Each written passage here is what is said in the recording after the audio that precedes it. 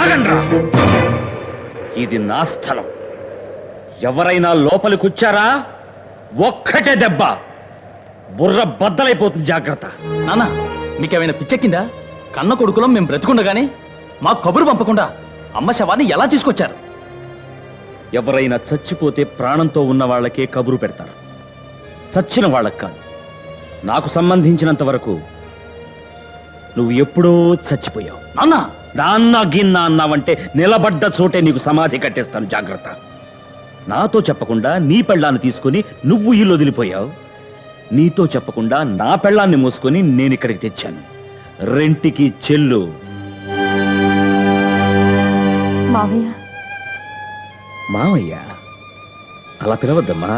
ఒరే బ్రోకరు అని పిలవమ్మా. నీకు కావలసిన మగాడు నీకు దొరకగానే నన్ను బ్రోకర్ లాగే కట్ చేసావు కదమ్మా. ఒరే బ్రోకరు అనే పిలువు, కమిషన్ లేని బ్రోకర్. మిస్టర్ వెంకటయ్య, నువ్వు చస్తే నే రాను, నే చస్తే నువ్వు రాకు అన్నాను. కానీ చనిపోయింది నా భార్య మాత్రమే కాదు, నీకు చెల్లెలు కూడా. చూసే హక్కు నీకుంది. నువ్వు వెళ్ళి చూడు. మరి నా కూతురు అల్లుడు? బంధుమిత్ర సపరివారంగా విచ్చేయడానికి ఇది పెళ్లి కాదు బావయ్య, చావు. కోటేశ్వరరావు గారు, విశ్వాసం లేని ఒక కుక్క కోసం నేను మీతో పోట్లాడాను. అయినా అవన్నీ మర్చిపోయి మీరు నా భార్య చావుకొచ్చారు. చాలా సంతోషం. మీరు వెళ్ళి చూడండి. నువ్వు చూడమ్మా. నాన్న. హలో, ఢిల్లీయా? నా కొడుకు శంకరా? నాన్నను మాట్లాడుతున్నాను బాబు. శ్మశానం నుంచి మాట్లాడుతున్నాను. మీ అమ్మ చచ్చిపోయింది. నువ్వు వెంటనే రా. ఇదేంట్రా లైన్ ఇంత క్లియర్గా ఉంది? నువ్వు ఢిల్లీ నుంచి మాట్లాడటం లేదా? బెజవాడి నుంచి మాట్లాడుతున్నావా? ఎప్పుడొచ్చావురా బెజవాడికి? మీ అమ్మ దగ్గర మీరన్న ఆఖరి మాట ఏమిటి సార్? నన్ను ప్రశాంతంగా బ్రతకనివ్వండి కదా. నేను ఇప్పుడు మిమ్మల్ని ప్రార్థిస్తున్నా, నా భార్య శవాన్నైనా ప్రశాంతంగా కాలిపోనివ్వండి. రామ్మ, సులోచన, ఎలా ఉన్నావు? మీ ఆయనేరి?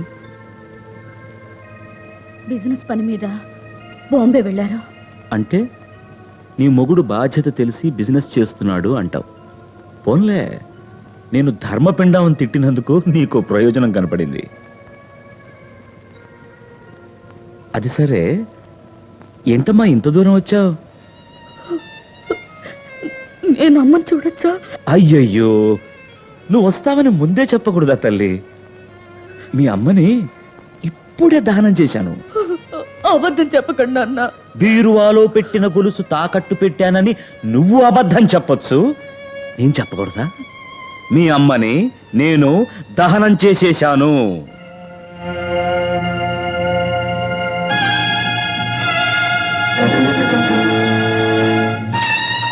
నేను చెప్పిన వాళ్ళు తప్పించి మరెవరైనా ఈ కర్ర దాటి లోపలికి వచ్చారా, ఈ కర్రతోనే వాళ్లకు కపాల మోక్షం. అమ్మ ఉమ్మా, మనుషుల అవసరాన్ని బట్టి రాజ్యాంగాన్నే మారుస్తున్నారు. మనం శాస్త్రాన్ని సంప్రదాయాన్ని మారిస్తే తప్పే లేదు. నా కొడుకులెవ్వరికీ తల్లికి తలకొరువు పెట్టే అర్హత లేదమ్మా. ఆడవాళ్ళు ఈ లోకంలో ఎన్నో గొప్ప గొప్ప పనులు చేస్తున్నారు. నా కోసం నువ్వు ఘనకార్యం చేస్తావమ్మా? చెప్పండి నాన్న.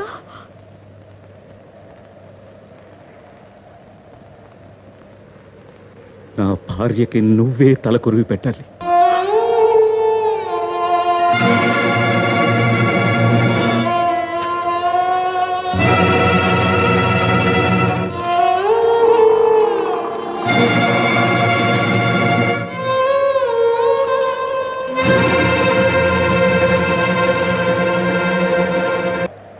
మంచి సమయానికి వచ్చావు.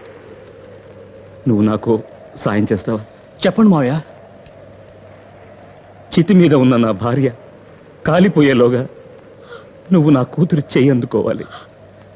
నా భార్య మిమ్మల్ని ఆశీర్వదించాలి.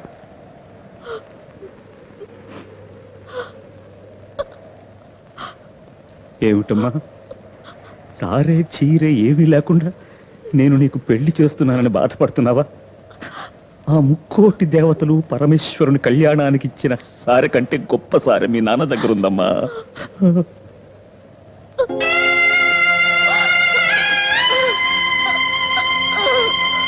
దీన్ని నువ్వు చివరి దాకా తీయకూడదు.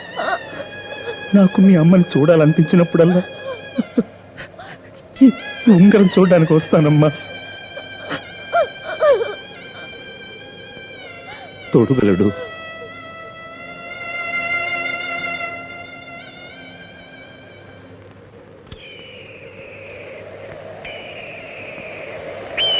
మీ అందరికీ చెప్తున్నాను, ఇదే స్థలంలో ఈ సుబ్బయ్య తన మహాలక్ష్మికి ఒక తాజ్ మహల్ కడతాడు.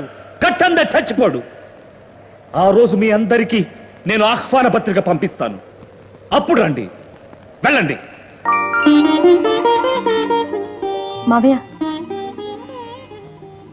పాయసం తీసుకోండి. పాయసమా? ఏమిటమ్మా విశేషం? ఈవేళ నా పెళ్లి రోజు. మీ అబ్బాయి నన్ను పెళ్లి చేసుకున్నారు, కానీ నాతో కాపురం చేయటం లేదు. కాపురం చేసినా చేయకపోయినా పెళ్లి రోజు మాత్రం వచ్చే తీరుతుంది కదా మావయ్య. చూడమ్మా, నా జీవితంలో నాకు తెలిసి నేను చేసిన ఒకే ఒక పెద్ద తప్పు నిన్ను నా కొడుకిచ్చి పెళ్లి చేయడమే.